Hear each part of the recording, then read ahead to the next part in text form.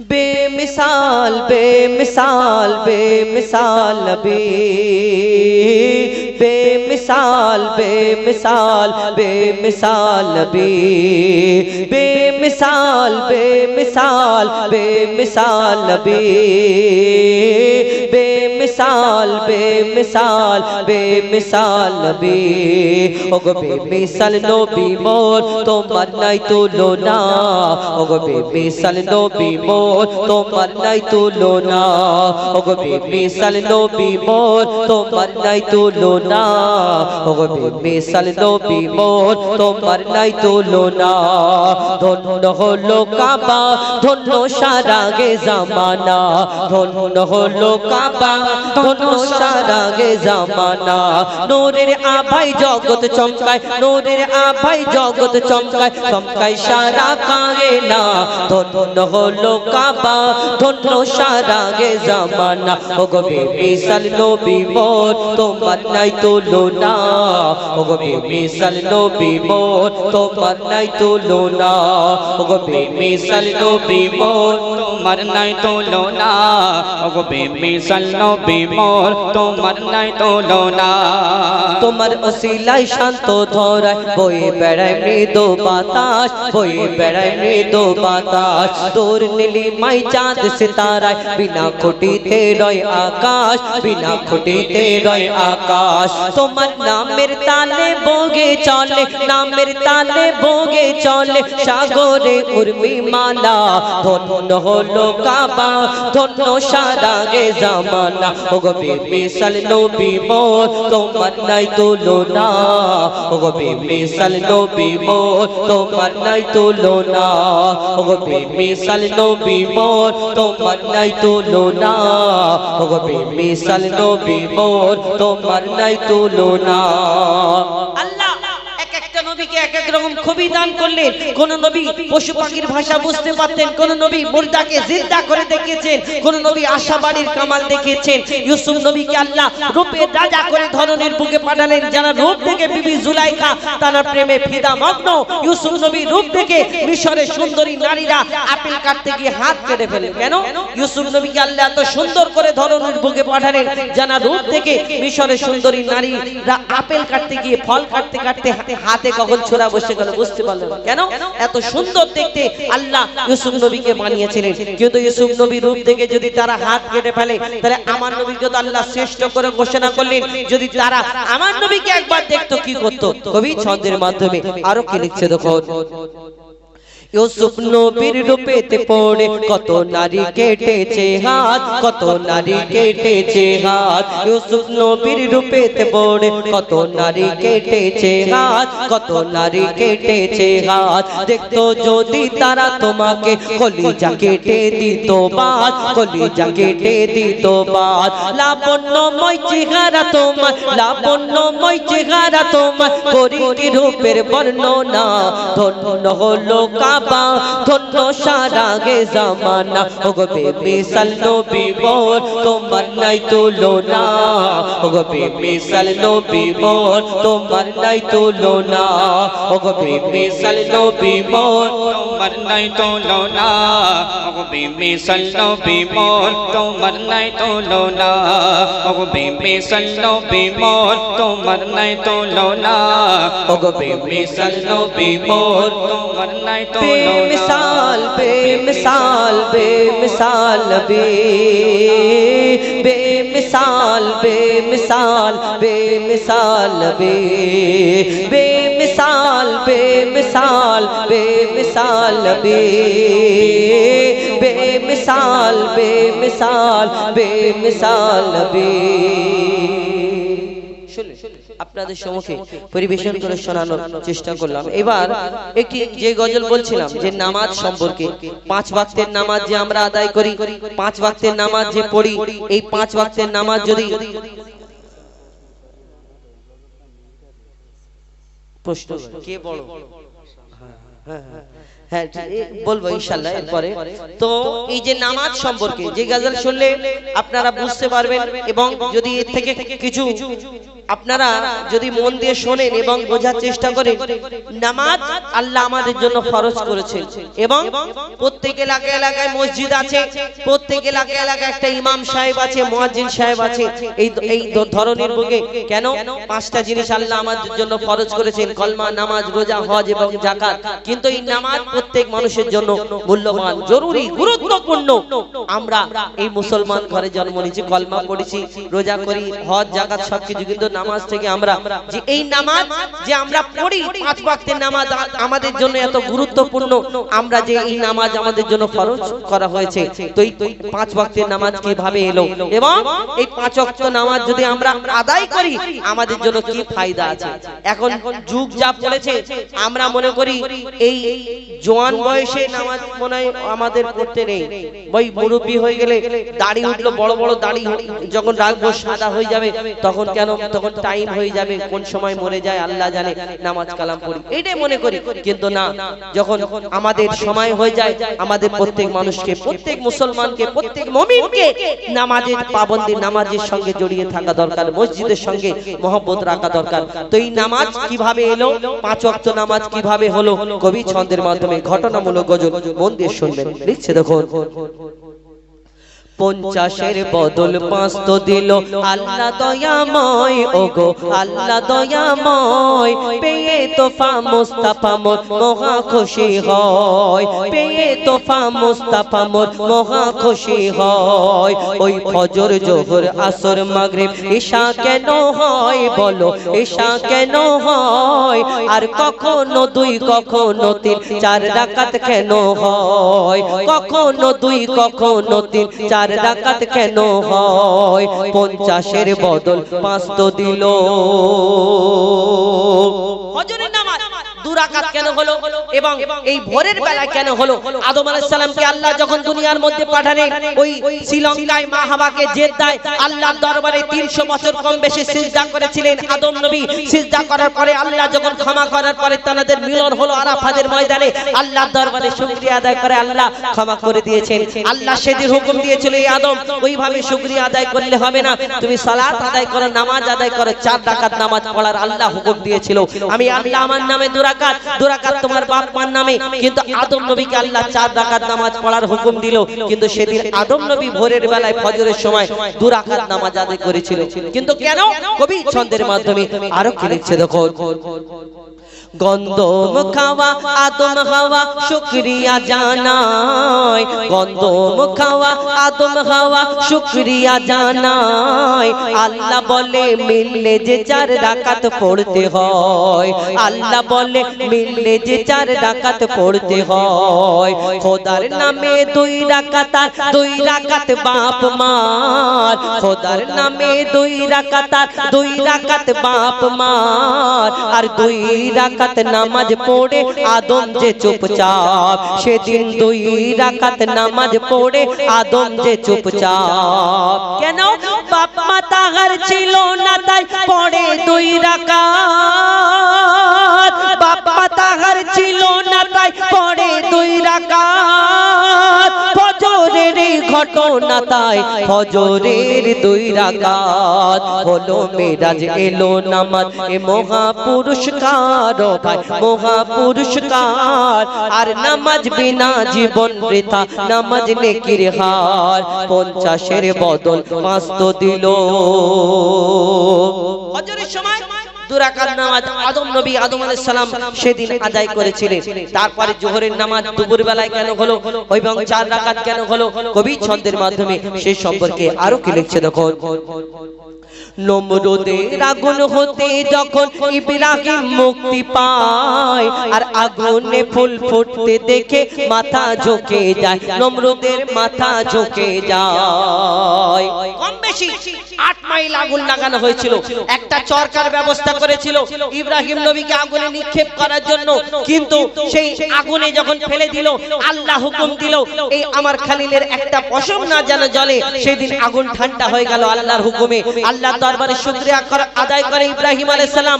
আল্লাহ দরবারে যখন শুকরিয়া আদায় করে আল্লাহ সেদিন ইব্রাহিম নবীকে কি বলে কবি ছন্দের মাধ্যমে লিখছে দেখুন, নমরুদের আগুন হতে যখন ইব্রাহিম মুক্তি পায়, আগুনে ফুল ফুটতে দেখে মাথা ঝুঁকে যায়, নমরুদের মাথা ঝুঁকে যায়। বলে আল্লাহ খলিলুল্লাহ শুকর পড়তে হয়, 2 রাকাত আমার তরে 2 বাপ মার হিসায়, 2 রাকাত আমার তরে 2 বাপ মার হিসায়। দুপুর বেলা খলিলুল্লাহ নামাজ পড়ে নেয়, দুপুর বেলা খলিলুল্লাহ নামাজ পড়ে নেয়, তার নাম যে জোহর পেল কদর কোরআনের পারায়, এই জোহর নামাজ আদায়কারী আল্লাহ কোরআনে বলছে এই জোহর নামাজ আদায়কারী সে মোর প্রিয় হয়, ওগো সে মোর প্রিয় হয়, তার গায়ের পশম খোদার কসম দোজাক না জ্বালায়, 50-এর বদল 5 তো দিল।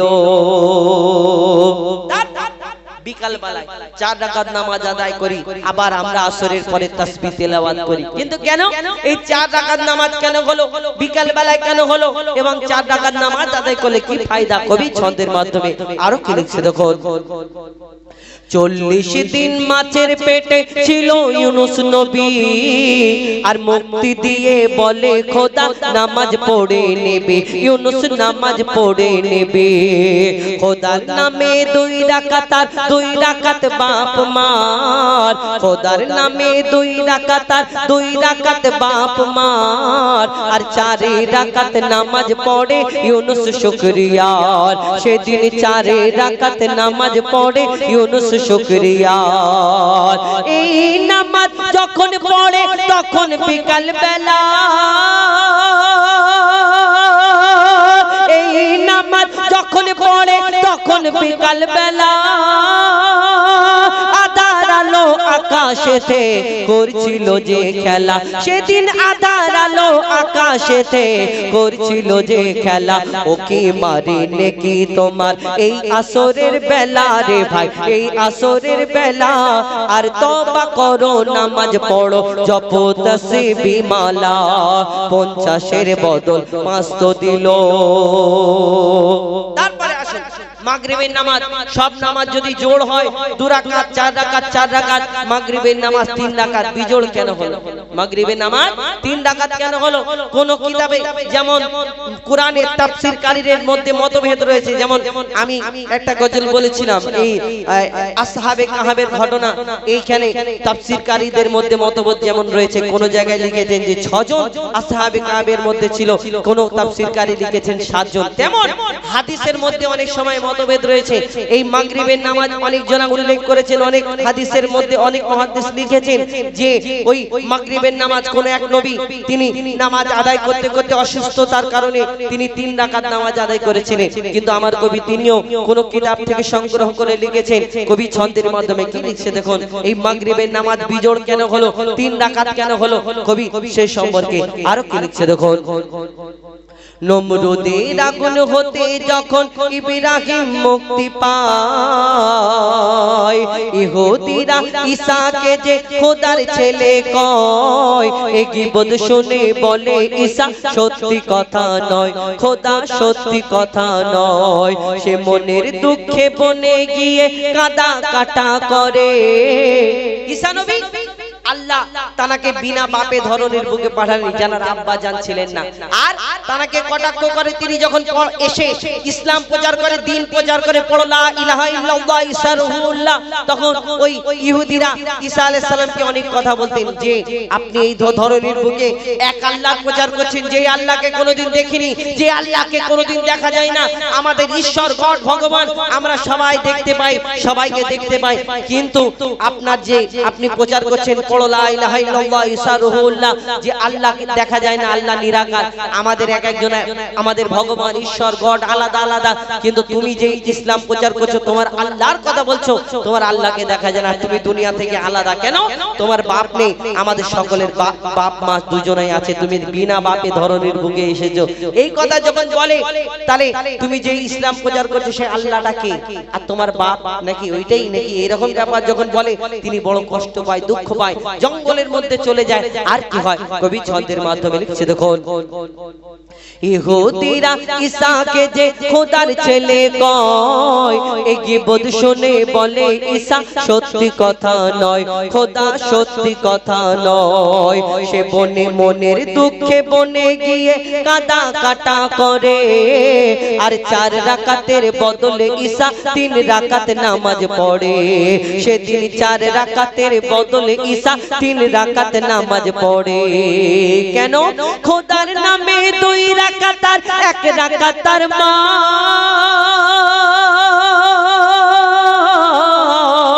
খোদার নামে 2 রাকাত আর 1 রাকাত তার মান। আর বাপ ছিল না 3 হলো তাই হলো না যে 4, তার বাপ ছিল না 3 হলো তাই হলো না যে 4।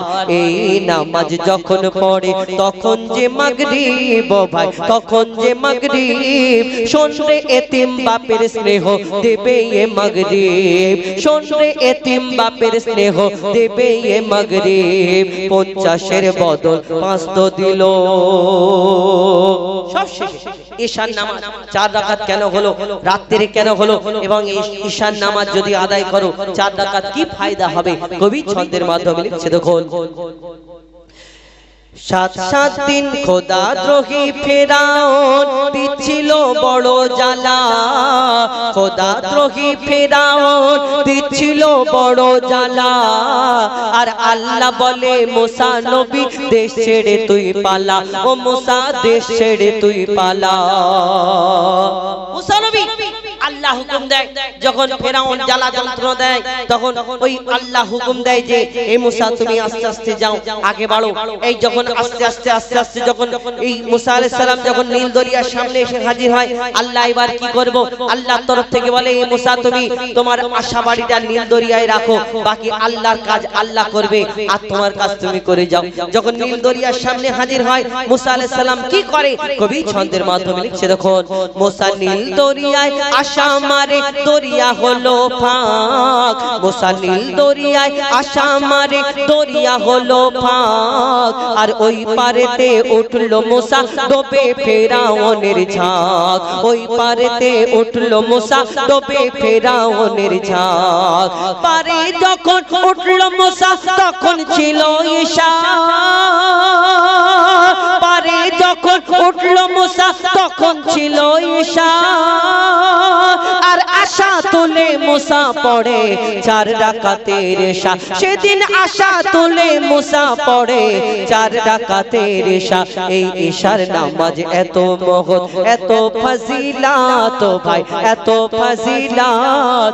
আর 4 রাকাত পড়লে হয় সারা রাতের ইবাদত, 4 রাকাত পড়লে হয় সারা রাতের ইবাদত। 50-এর বদল 5 তো দিল আল্লাহ দয়াময়, ওগো আল্লাহ দয়াময়। পেয়ে তোফা মুস্তাফা মোর মহা খুশি হয়, পেয়ে তোফা মুস্তাফা মোর মহা খুশি হয়। ওই ফজর জোহর আসর মাগরিব ঈশা কেন হয় বলো, ঈশা কেন হয়? কখনো 2 কখনো 3 4 রাকাত কেন হয়? কখনো 2 কখনো 3 4 রাকাত কেন হয়? কখনো 2 কখনো 3 4 রাকাত কেন হয়? আপনাদের সম্মুখে পরিবেশন করে শোনালাম এটি ঘটনামূলক গজল। আর জানি না আপনাদের কেমন লাগছে, ভালো লাগছে কিনা। কেন আপনাদের এদিকে উত্তর 24 পরগনা এলাকায় টোটালি আমরা অনুষ্ঠান করি, 1 বছর পরে বুঝতে পারি ঠিক আছে কিনা ভুল আছে। কেন আপনাদের এখানে বললে যদি ধরুন গজল বলছি, একটা জিনিস নিয়ম খুব ভালো, সেটা হলো কেউ কোনোদিন কিছু বলে না, ভালো হলেও তুমি গাও আমি বসে থাকি। আর খারাপ হলেও তুমি গাও, আমি বসে বসে। 1 বছর পরে যখন আবার ফোন করে যে ভাইজান আবার আসতে হবে, খুব ভালো হয়েছে, তখন বুঝতে হবে না তাহলে ওইখানে অনুষ্ঠানটা ভালো হয়েছে।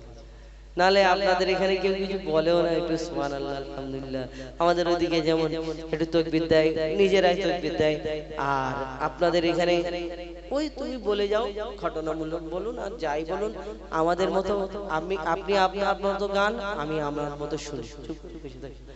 তো যাই হোক, অনেক অনেক ধন্যবাদ, আপনারা এইভাবে বসে আছেন, সময় দিচ্ছেন, এই গরমের মধ্যে যে এত কষ্ট করে শুনছেন, এটা অনেক বড় ব্যাপার। দেখো একটি খুব বিখ্যাত গজল আমাদের ছোট করে ডুয়েট কণ্ঠে গাই, তারপরে আমাদের এই কুরবানির সম্পর্কে একটি গজল বলবো, তারপর হাবিল কাবিল বলবো, তারপরে আমাদের হুজুরের আসার সময় হয়ে যাবে। জনাব সাইফুল্লাহ সাহেব সুদূর বাসন্তী থেকে আপনাদের সম্মুখে আসবেন, উপস্থিত হবেন। তো এখন আমি একটা ছোট্ট করে খুব আমার জীবনের একটি বিখ্যাত গজল, এই গজলের বাদাওলাতে, এই গজলের ভালোবাসায় আমি শুধু এইখানে শুধু নয়, আপনারা দেখেছেন ইউটিউবের মাধ্যমে আসাম, বাংলাদেশ, বিভিন্ন জায়গায় আমরা বিভিন্ন রাজ্যেতে আমরা অনুষ্ঠান করি। এই গজলটি আমার জীবনের একটা বিখ্যাত গজল। তো সেই গজল আপনাদের সম্মুখে ছোট করে বলি, তারপরে ইনশাআল্লাহ হাবিল কাবিল, তারপরে ইব্রাহিম নবী সম্পর্কে, যে আজকে এই কুরবানি ঈদের পরের দিন আমরা কুরবানি করি, অনেকজনা করি না, কিন্তু এই কুরবানি কেমন করে আসলো, কুরবানি কি করে হয়েছিল, অনেকে জানা অনেকে জানা নেই। তো সেই ঘটনা ইনশাআল্লাহ তুলে ধরবো, কবি ছন্দের মাধ্যমে লিখছে। দেখুন তার আগে ছোট্ট করে নাথ শরীফ আমার দয়ার নবী মারে নবী দো জাহানের বাদশা তার সম্পর্কে লিখছে। দেখুন মুস্তাফা মুস্তাফা মুস্তাফা মুস্তাফা মুস্তাফা মুস্তাফা মুস্তাফা মুস্তাফা মুস্তাফা মুস্তাফা ইয়া নবী মুহাম্মদ ইয়া রাসূল মুহাম্মদ ইয়া নবী মুহাম্মদ ইয়া রাসূল মুহাম্মদ তুমি মোর শাফায়াত তুমি মোর শাফায়াত তুমি মোর শাফায়াত তুমি মোর শাফায়াত ইয়া নবী মুহাম্মদ ইয়া রাসূল মুহাম্মদ ইয়া নবী মুহাম্মদ ইয়া রাসূল মুহাম্মদ তুমি মোর শাফায়াত তুমি মোর শাফায়াত তুমি মোর শাফায়াত তুমি মোর শাফায়াত পেলে দিদার একটি বার তোমাকে খোদার কসম কলিজার খুন দিয়ে তখন ধোয়াবো তোমার কদম পেলে দিদার একটি বার তোমাকে খোদার কসম কলিজার খুন দিয়ে তখন ধোয়াবো তোমার কদম ওয়াইজ করুনি দেখেনি ভাঙে ইশকে সকল দাঁত ওয়াইজ করুনি দেখেনি ভাঙে ইশকে সকল দাঁত তুমি মোর শাফায়াত তুমি মোর শাফায়াত তুমি মোর শাফায়াত তুমি মোর শাফায়াত ইয়া নবী মুহাম্মদ ইয়া রাসূল মুহাম্মদ নবী মুহাম্মদ ইয়া রাসূল মুহাম্মদ তুমি মোর শাফায়াত তুমি মোর শাফায়াত তুমি মোর শাফায়াত তুমি মোর শাফায়াত কামলি বালা দো বেলা তোমার প্রেমে কাদিয়া এ মেঘনান দেবে জান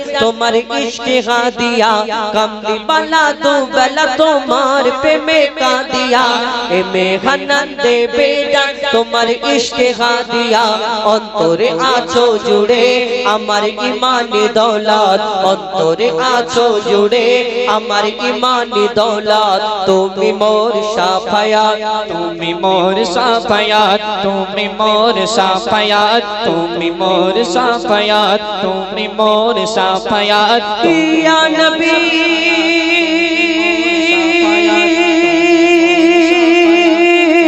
ইয়া নবী ইয়া নবী ইয়া নবী আপনাদের সম্মুখে পরিবেশন করে শোনালাম পবিত্র নাত রাসূল সাল্লাল্লাহু আলাইহি ওয়াসাল্লাম, পবিত্র নাত শরীফ। এখন সেই আমি প্রথমেই যেটা বলেছিলাম, হাবিল কাবিল প্রশ্ন করে হাওয়া আদমকে, তোমরা আমাদের বাপ মা, তোমাদের মা বাপকে। এই গজল পরিবেশন করে শোনায়। তারপরে আবার সময় যদি পাই ইনশাআল্লাহ ইব্রাহিম নবীর কুরবানি, যে কুরবানি যে অনুসরণ করে আমরা সেই কুরবানি এখনো পর্যন্ত করে যায় প্রত্যেক মুমিন মুসলমান, সেদিন কি ঘটনা হয়েছিল, সেই কুরবানির দিন কি ঘটনা হয়েছিল।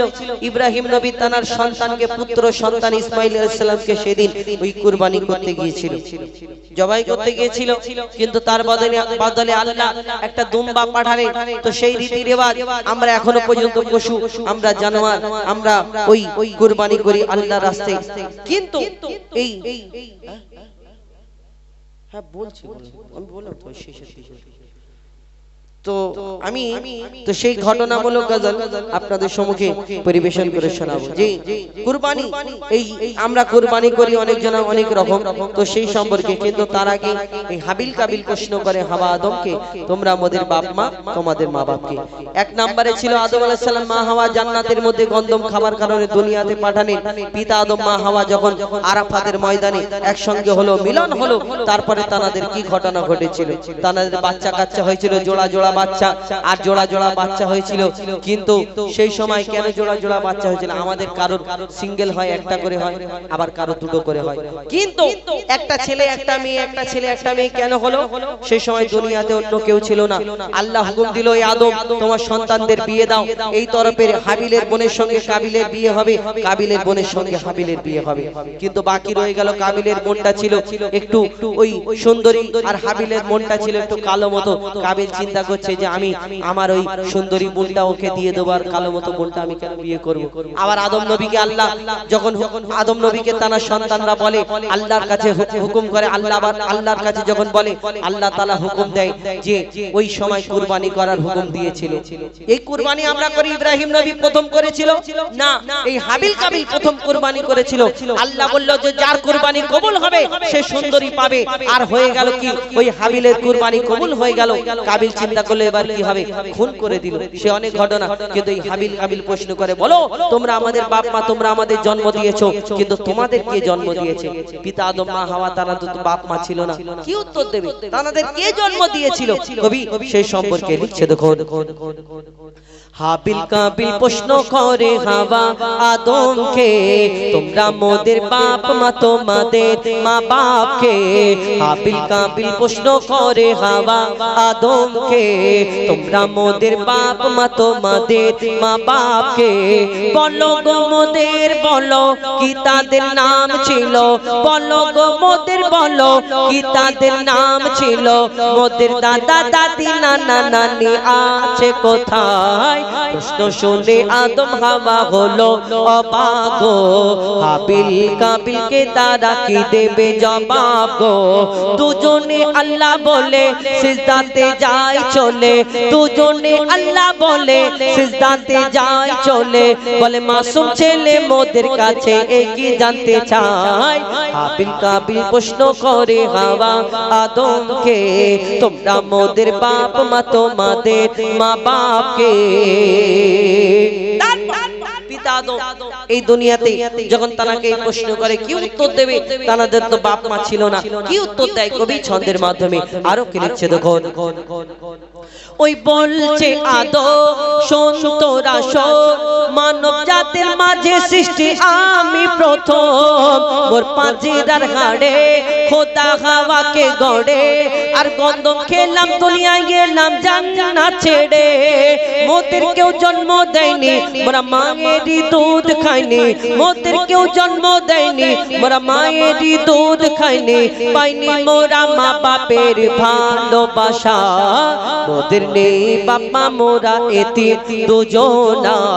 মা বাপ কি মোদের জানা হলো না, দুজনে এতিম মিসকিন নেই মোদের মা বাপের ঋণ। দুজনে এতিম মিসকিন নেই মোদের মা বাপের ঋণ। তাই মানব জাতির পিতা মাতা মোরা দুজনা। হাবিল কাবিল প্রশ্ন করে হাওয়া আদমকে, তোমরা মোদের বাপ মা, তোমাদের মা বাপকে।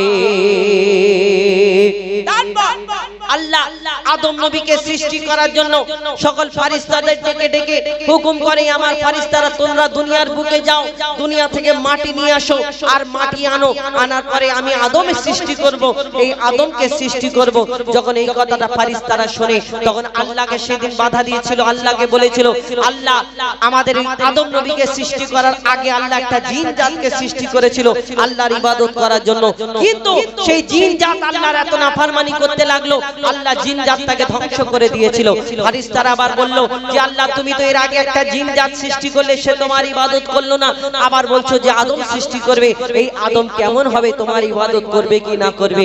আল্লাহ ফারিস্তাদের সেদিন বলেছিল আমি যা জানি তোমরা তা জানো না। সেদিন কি ঘটনা হলো কবি ছন্দের মাধ্যমে লিখছে দেখুন।